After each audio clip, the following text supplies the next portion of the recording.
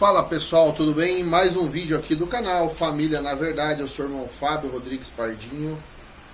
Não estou em Cascavel hoje, estou em Pilar do Sul, visitando a minha sogra, os parentes.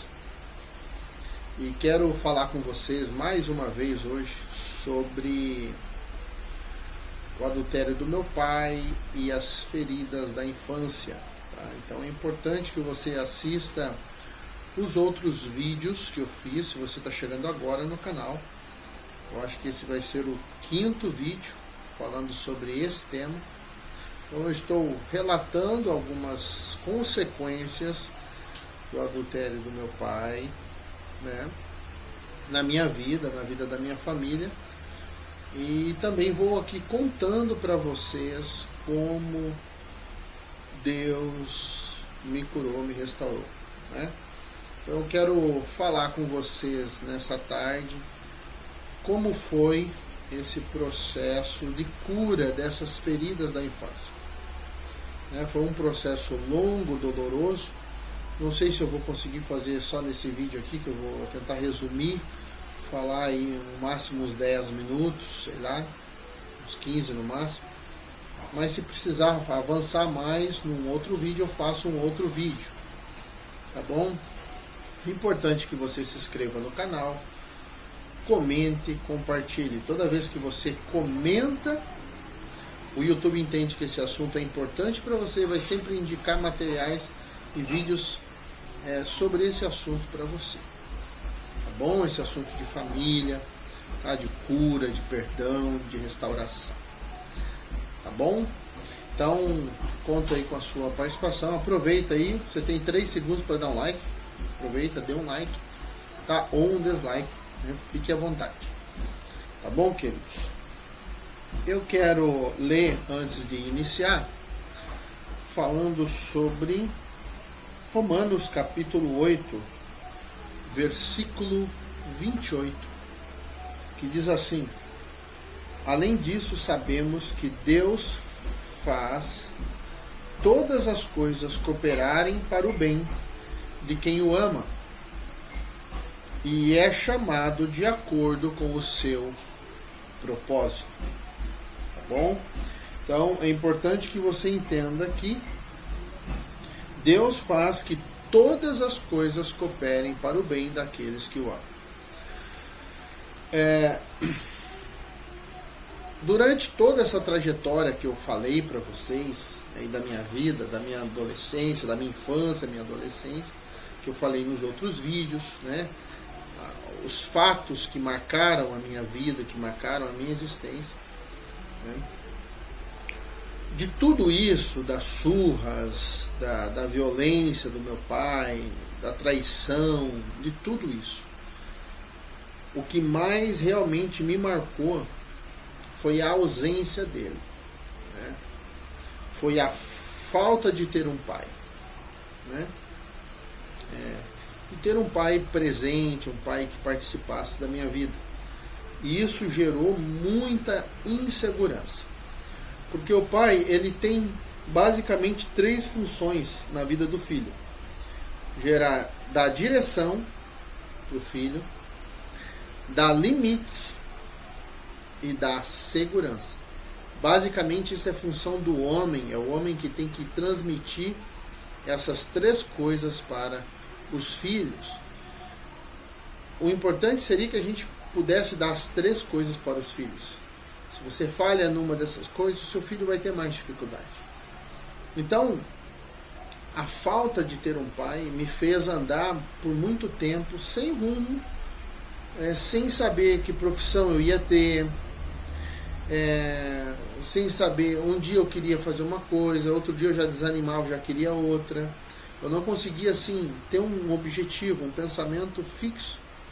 Não, vou fazer isso e tal, né?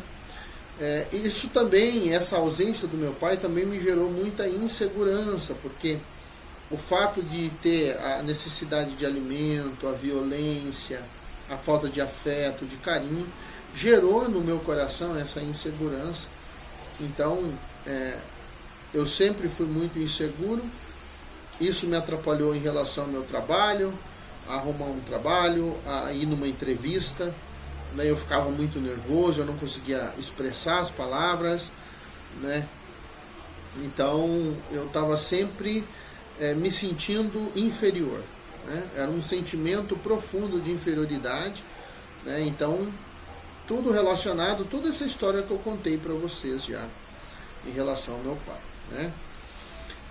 Então passei minha adolescência assim, entrei na minha juventude. Aos 18 anos de idade eu tive uma experiência com Deus, né? Deus entrou na minha vida, Deus entrou nessa área, nessa história, porque até aquele momento eu estava andando sozinho.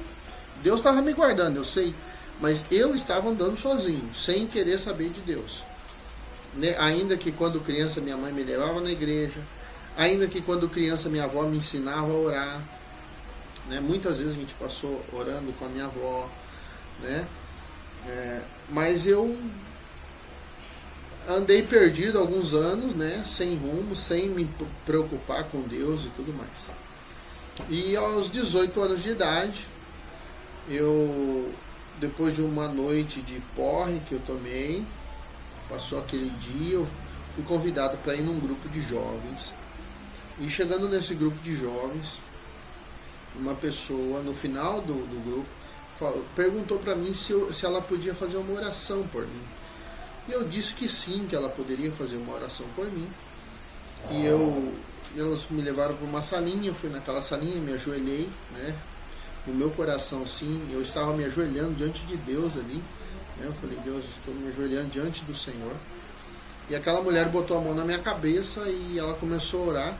E Deus revelou para ela o meu coração. E Deus falou para ela na boca dela: perdoa o seu pai, porque senão você nunca será feliz. Então ali eu chorei muito, né? Saí dali assim, ao mesmo tempo aliviado, mas com a consciência de que estava na minha mão decidir o que eu ia fazer com aquele sentimento.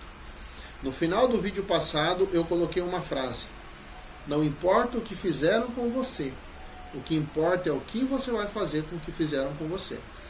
Então ali eu entendi que eu tinha responsabilidade, que eu não era só a vítima da história.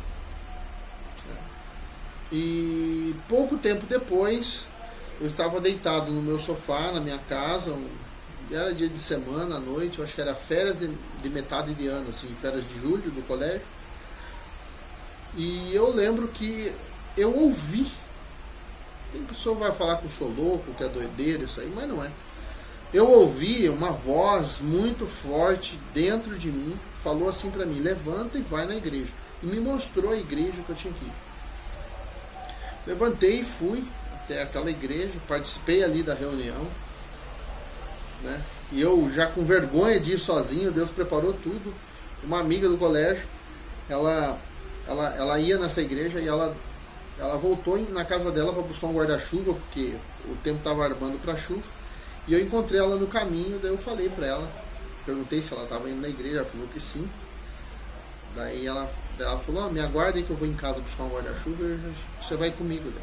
Aí eu fui com ela pro culto e ali eu ouvi a palavra, né? Um tempo depois eu fui para um jogo de futebol, naquele mesmo ano. E depois do jogo de futebol, passamos na lanchonete e fui beber. Sempre acontecia isso, né? Saía do jogo e ia beber.